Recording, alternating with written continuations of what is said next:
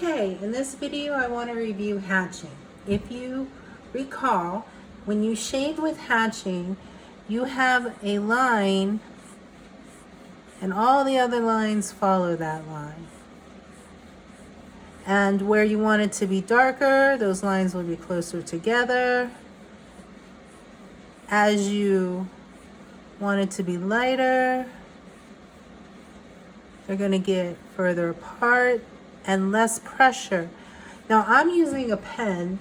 All these techniques can be done in pen or pencil, but I thought I'd use a pen because it'll be a little easier for you to see on the video, and plus some of you might not have your pencils at home.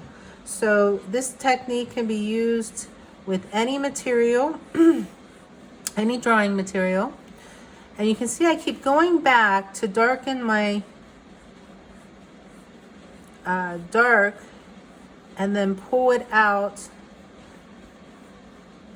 gradually lighting up. Now I want to avoid doing things like that, like having little hooks. Like sometimes if I go too fast, I get like these little hooks here at the bottom. I want the line to be nice from bottom to top, you know, not have any like weird curves. But I don't freak out too much about it. Sometimes I do, but. So say I want to shade a form. I want to take this circle and I want to shade it into a form. First thing I need to think about is my light source. So if you're looking at your photo that you're shading, you can find the light source by where's the lightest thing in the picture. So my light source is going to come from here. And where it hits, think about where it's going to hit that form. That's going to be your lightest section. Now what I like to do, especially with hatching, is give myself some little guidelines. So I know in this border right here, that's when I want to really lighten up on the shading, because this is going to be the lightest section of my form. As I come out, I put these little guidelines to help me so I don't lose my way. It's very easy to lose your way when you're shading. To keep the lines consistent, because you want to go for consistency. Like same thing with hatching.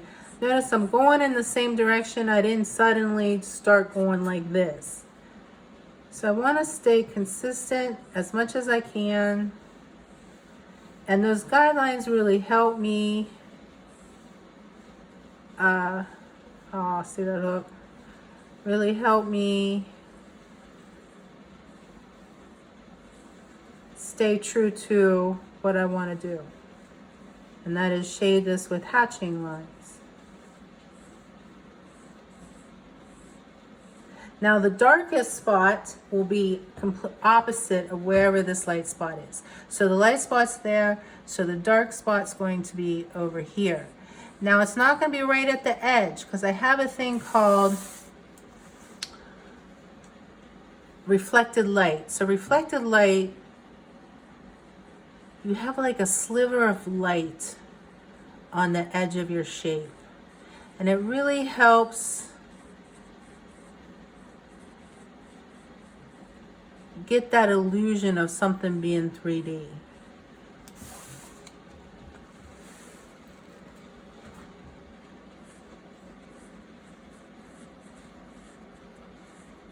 I'm trying to avoid stopping all my lines at the same point, like right there. I have to try to blend that in a little bit more. So I'm going to try to shade this and then fast forward. You know, do like one of those time-lapse things? I never tried it before, so we'll see how that works. That way, this process will go a little bit faster. And make sure I stay in the camera.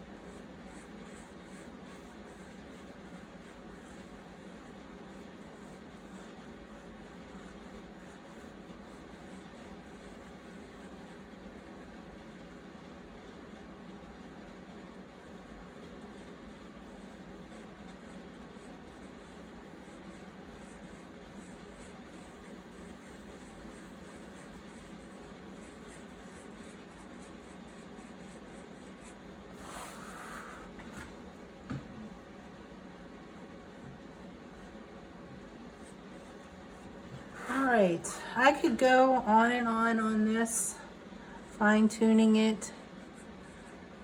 To be honest, I want to get the other videos made.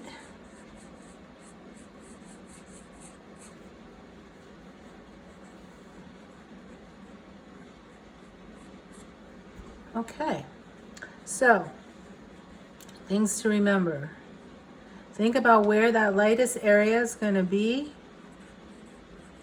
and try to use a light hand there. Opposite of that is where you can really put those strokes in there.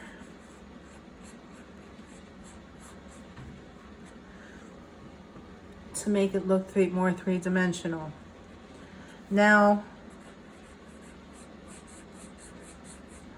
on my drawing that I'm working on, you can see here on the Yeti cup, that is where I'm using hatching lines.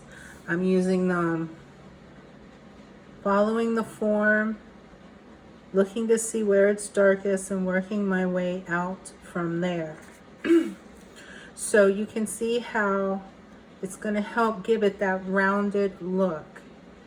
And so staying consistent, I didn't suddenly went from hatching to squircles. Staying consistent with my shading and shading the whole Yeti cup with hatching lines.